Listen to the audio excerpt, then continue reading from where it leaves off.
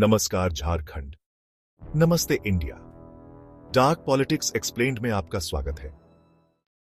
India को अपने startups से बहुत प्यार है।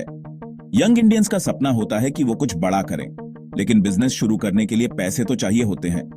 यहीं एंजल इन्वेस्टर्स आते हैं। 2012 में सरकार को चिंता हुई। कुछ लोग स्टार्टअप्स का इस्तेमाल करके ब्लैक मनी छुपा रहे थे। इसे रोकने के लिए उन्होंने एंजल टैक्स लाया।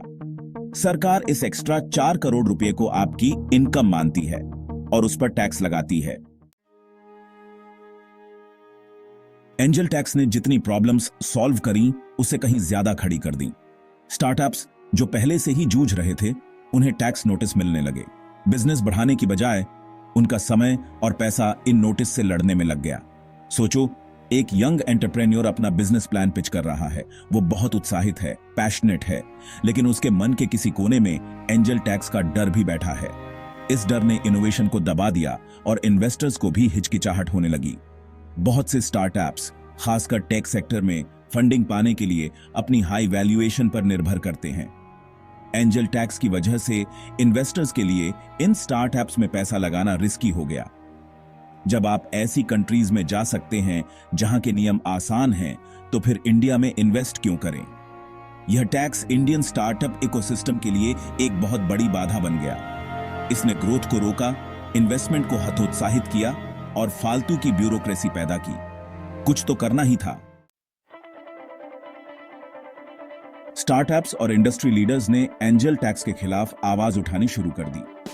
उनका तर्क था कि यह अनुचित है, बहुत ही कठिन है और इनोवेशन को नुकसान पहुंचा रहा है। मीडिया ने भी इस मुद्दे को उठाया और असली एंटरप्रेन्योर्स की परेशानी सबके सामने लाई। सरकार ने इसके नेगेटिव इंपैक्ट को समझते हुए बदलाव करने शुरू कर दिए। उन्होंने DPIIT यानी department for promotion of industry and internal trade द्वारा मान्यता प्राप्त स्टार्टअप्स के लिए कुछ छूट की घोषणा की।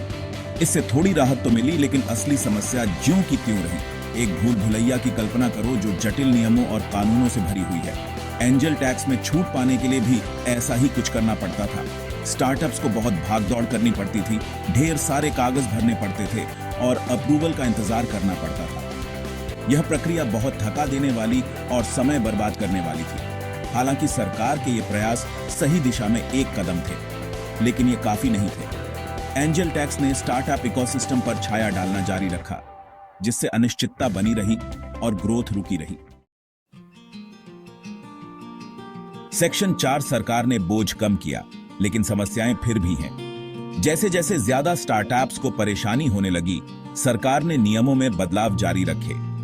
उन्होंने छूट की प्रक्रिया को आसान बनाने की कोशिश की ताकि असली स्टार्टअप्स आसानी से टैक्स से बच सकें। हालांकि अस्पष्टता बनी रही। समस्या सिर्फ टैक्स की नहीं थी, बल्कि उस डर और अनिश्चितता की थी जो इसने पैदा की थी। इन्वेस्टर्स सावधान हो गए, ड्यू डिलिजेंस की प्रक्रिया लंबी हो गई और फंडिंग राउंड में देरी होने लगी। नुकसान हो चुका था। एक किसान की कल्पना करो जो बारिश का इंतजार कर रहा है। सरकार चाहे जितने बांध और नहरें बना दे, लेकिन अगर मानसून ही लेट हो जाए तो फसलों को नुकसान तो होगा ही। इसी तरह सरकार के प्रयासों के बावजूद एंजल टैक्स को लेकर अनिश्चितता बनी रही, जिसका असर स्टार्टअप इकोसिस्टम पर पड़ता रहा। हालांकि सरकार की मंशा अच्छी थी, लेकिन इसका क्रियान्वयन सही नहीं था। एंजल टैक्स मनी लॉन्ड्रिंग पर लगाम लगाने के अपने प्रयास में उसी सेक्टर को नुकसान पहुंचा बैठा जिसकी रक्षा करनी थी।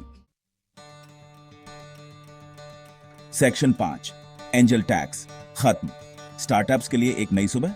सरकार ने एंजल टैक्स को समाप्त कर दिया। यह स्टार्टअप्स के लिए एक बड़ी जीत है। अब वे नवाचार और रोजगार पर ध्यान केंद्रित कर सकते हैं।